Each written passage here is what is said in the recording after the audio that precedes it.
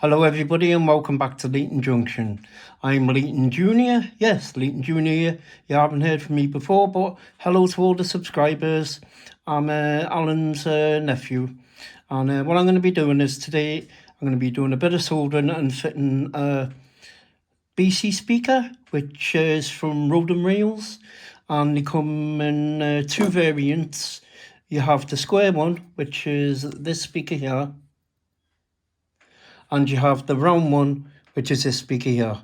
Now, they don't fit in all the engines I've found, because I was going to try and put it in the 66, but it didn't fit in a 66, which I was a bit gutted about, but at the end of the day, it's such is life. But it does fit in the number 37, and the 37 that I've got in front of me, the Kohler's Rail Freight one, is the one I'm going to be fitting it to, which is the 37521. Now, I've already had the top off the engine, and I'll just quickly take it off now and show you what I'm going to do. So basically, I've already just unsoldered the speaker that was already in the top. As you can see, there was a speaker here, and they place the stupid housings in them, which takes up a ton of space. They fit all this in there. This big massive bit of plastic that is unnecessary. You don't need it. And then they screwed the speaker onto there, so it takes a massive amount of space up inside the engine, and it leaves you with no other choice but having to take this out. So when you do your engine, you've got like no fan in the top, and you've got this screw point here that you get left over with. And this one here, next to the speaker. And I found with a lot of the engines that I've soldered that this speaker, like this screw point here for attaching that ridiculous piece of plastic to the engine with, tends to get in the way of the speaker, and I've nearly pierced a few speakers with it. So just letting you guys know that some of these engines, yeah, they are nice engines, but back when you've got to stop doing this, it's a waste, because people can't fit the speakers into the top of the engines, and this big useless piece of plastic is useless. You could directly attach like maybe a little piece of plastic with this on, but not the amount of plastic that you put on there. You don't need all that. So anyway, what I'm going to do is I've already unsoldered the speaker that came with the engine, which was this speaker here. Now, for a change, it was one of the half decent-ish ones. That was one of these square type speakers, which they're very, very cheap. You can pick them up for like 29 pence each from eBay, and it's only like, what, 8 ohms, which is 1 watt, which it doesn't sound a lot, but it is loud. And, it does do the job, but nothing like, the speaker that I'm going to put in. So I have noticed as well that back when quite recently, I've started getting into the habit of putting these tiny little square speakers in there, and they are abysmal. They do sound terrible. Those speakers are absolutely awful. The sound out of them is terrible. They're not even loud at all. And, it's leaving people who, don't know how to fit speakers having to, send the speakers off to get them fitted, because you don't want to take like a 250 quid engine apart in case you damage anything on the inside. And, it does leave people in a bit of a predicament. It's either do I have a low sounding engine, or do I send it off and spend another £30 on top of what I already paid to get a speaker fitted. So anyway, I'll be quiet and move forward. So what I'm going to do is, on this engine, the speaker was fitted onto this bit of solder here and this bit of solder there, which are the 2 speaker ports. Now, on a lot of the engines now, if you look on these plastic things here, where it says 1, 2, 3, on a lot of the engines, you do actually have the speaker ports on these. It will have like SP1, SP2, and they're your speaker ports usually on these engines. So if you do engines yourself, I tend to find it easier to attach the wire into there, and then like if you take your chip out and you want to put, like, you know, obviously take it out, or you're putting it in another engine, and it saves damaging it, you know, because I don't know about you guys, anybody out there who else do solders, but if a speaker comes off the solder point on a chip, it is a nightmare to get back on again. And plus the fact of that, you know, you're not really keen to, you know, be putting a red hot soldering iron on a chip that costs you 125 quid. You know, it's like, no, don't want to do it in case of wreck it. So just to letting you guys know, you know, that's what I do. I solder it onto the PCB if I can. Right, so what I'm going to do is I'm just going to go through and show you my soldering process. So these are the two wires here that I'm going to solder. Those two there. So I did see on another channel, well, sorry, my Uncle Alan saw on another channel, solder tip tinner. I forget exactly where he saw it, but he saw it on another channel, and it is really good stuff. And it's this stuff here. I don't know if you can see that there. And it is brilliant. And it is really, really good for like tipping your wires with. And it saves a lot of hassle. So basically what I'm going to do is I'm going to tip the ends of these wires, and then I'm going to solder them onto the PCB itself. So if you bear with me 1 second. So right now I'm going to tip the end of the soldering iron and just get a tiny little bit of tipper on the end of the soldering iron, as you can see from there. And then what I'm going to do is I'm going to just gently tip the end of each wire.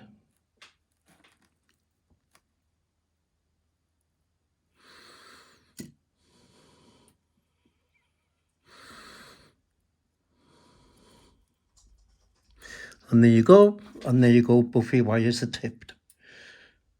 So the next thing what I'm going to do is I'm going to unravel the wire slightly to make it a little bit easier for separating and soldering onto the PCB.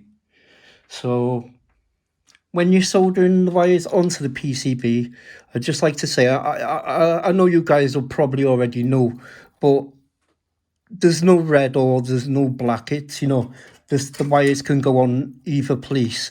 You know, it doesn't matter which one, you know, you don't have to put red to one side and black to one side. So just letting you guys know that, just so you know, like it's no particular order. So the next thing I'm going to do is, because I've used the solder tipper, basically all I've got to do is just gently hold the wire on there, gently heat it up, and there you go. And that's the red wire attached. Same again with the black wire.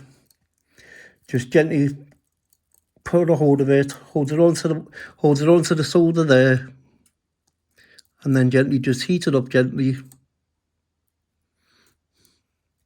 And that's on. Right, so I just unsoldered my other wire because I touched it. Right, so I just gently solder that back on. Right, there we go. Then that's soldered on there. Basically that's it, guys. It's like, you know, it's nothing really brain surgery type. Now I've got that a little bit too close to that bit of solder there, so I'm just going to gently get that bit of solder there and take it off. But as you can see, it's pretty easy. Obviously I've just made a bit of a ballsy there, but it is quite difficult because this is my first time on the camera speaking, you know, to try and do things like this. So there you go. Right, fitted the red back on again, and that's basically it. So once you've done that, I tend to use black tack to hold my speakers in place. So I use about this much black tack. Put your speaker into the speaker bay here. Basically fit it in, push it down, so it's nice and like solid in place. Put your wires along, just double check they're not touching, which my wires aren't. And then basically that's it. Put the top of the engine back on again, and then you can start putting the engine back together. And that's easy enough done. So that's put back on, make sure it's pushed together properly, and then I'm going to start putting the screws back in again, which is easy enough done. Obviously everybody who's taken engine apart in their life knows how to do this. So basically the two front ones first, which if you do engines, you'll know that the two front screws that you screw in give you the contact for the lights on the front. And you don't need to put them massively tight, you know what I mean? Just gentle hand tight will do. As long as the two contacts are touching each other, then it's fine. Then for my next screw, obviously again at the front here, I'm going to do the two front screws first. So obviously this front screw here again, the one on this side, put the screw in, and then gently screw it in. Obviously, as I said again, just basically gently screw it in. Doesn't have to be massively tight, just as long as you've got a good contact on the front so your lights join. And that's it, you only need to do it that tight. Then obviously your next screw point, which on this engine was just by the bogie here. So I'll quickly show you. So the next one was by this bogie here. And then just gently screw it in. Obviously, as I said, you don't need to do it massively tight. You know, it's not as if you're screwing the Queen Mary down. Then obviously, the four speakers, the three screws at the front. So those are next. Obviously, I have found, obviously, I'm not going to patronise and tell you guys, but it's a lot easier to use a magnetic screwdriver because, you know, if you don't, you end up like dropping the screws, which when I first started doing this, you know, I had a bit of a problem with dropping screws because I didn't use a magnetic screwdriver, and I did what I'd just done there, and, you know, and I'd end up dropping the screws. And it wasn't, you know, it was a bit of a pain in the hoop. So that screw's a little bit longer, so that's that screw there. Sorry about that, guys. So that's that screw there. So obviously just screw it in. Obviously you don't need to do it massively tight because you're not screwing the Queen Mary down. And obviously the next screw to go in, the next one will be the front one. As I said, the front screws, they do the lights. And so obviously just sometimes it can be really easy to do, and you can, and then sometimes when you do it, they're really, really difficult to get into the holes, you know, and you sat there for about 10 minutes going, go in, and, you know, it just doesn't want to go in properly.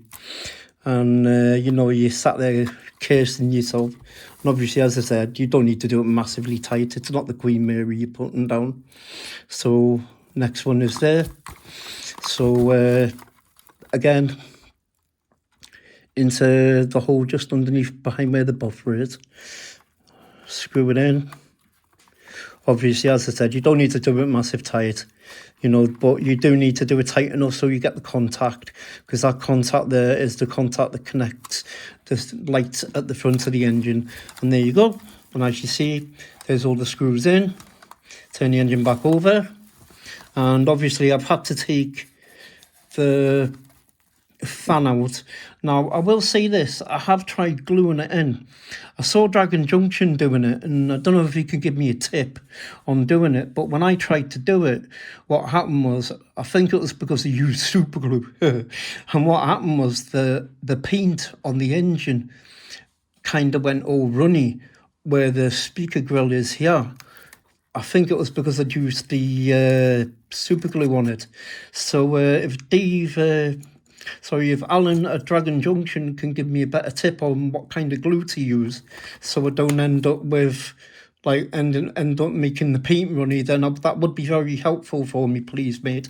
So if you could just leave us a comment in the comments and let me know, you know, what kind of paint you used, and then I'd be very happy to know what you did. So yeah, that'd be great if you could do that, please, Dave. I mean, Alan, sorry, not Dave. So the next thing is I'm going to do is I'm just going to put the engine on the track. So I'm going to raise this up to here. I'm going to put that up onto there. And then I'm going to put my engine onto the track itself.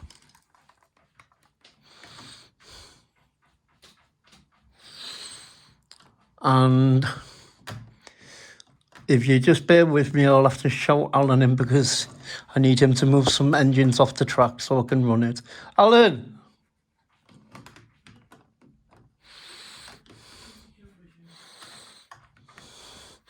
Just bear with me, guys. No, it's all right. The fan base. I need you to move that engine off there so we can just run this. Already moved off. All right. Could you start it up and put it on 3, please? Just 2 seconds. Right. Okay. So, hello everyone and welcome back. Sorry about that. I pressed stop on the phone because, as you know, me and Alan both record with iPhones when we're doing videos, and well, that's the best we use. You know what I mean? I find it better to use a phone than a camera.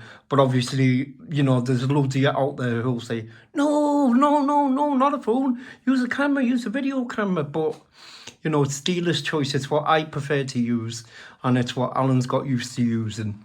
So now you see, as you see, I've got the engine on the track. Alan's given it an address.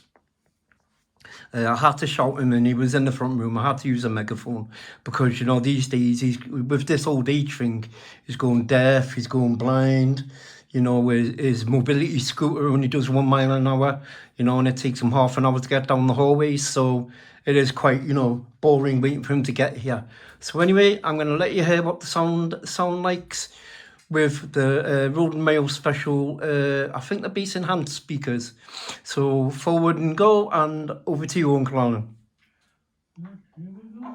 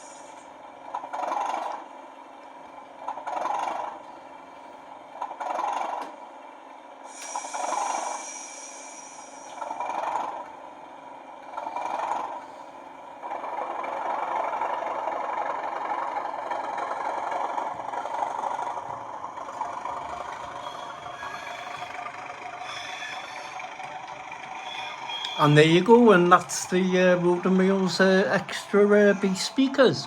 I hope you enjoyed that video. That was my very first video. I'm sorry if I sounded a bit nervous, but, you know, it's not as easy as it looks trying to do videos. I feel like, look at me Uncle Alan, and I think, oh, that's easy to do, but it isn't. I'll agree with him on that. And yes, I did make a few mistakes when I was soldering, you know, but obviously that was just with nerves. You know, usually I'd 99% of the time, well, obviously 100% of the time, when I am doing an engine and I'm soldering, I always do it first time. But obviously with just being nerves, with me being the first time coming on here doing this, then obviously I made a few mistakes. So I hope you did enjoy my video. I will be doing more videos in the future of soldering and fitting speakers. I'll more than likely be doing a video on the ecosystem, on programming engines as well, and I might be starting a tech corner on the train side of stuff, i.e. things like doing sounds on chips, programming chips, because I'm thinking about buying a chip programmer. So I hope you all enjoyed the video. Obviously tune into Layton Junction whenever you can, and if you enjoyed my video, hit the like, subscribe button, and come on, thumbs up for Alan. He does a lot of hard work.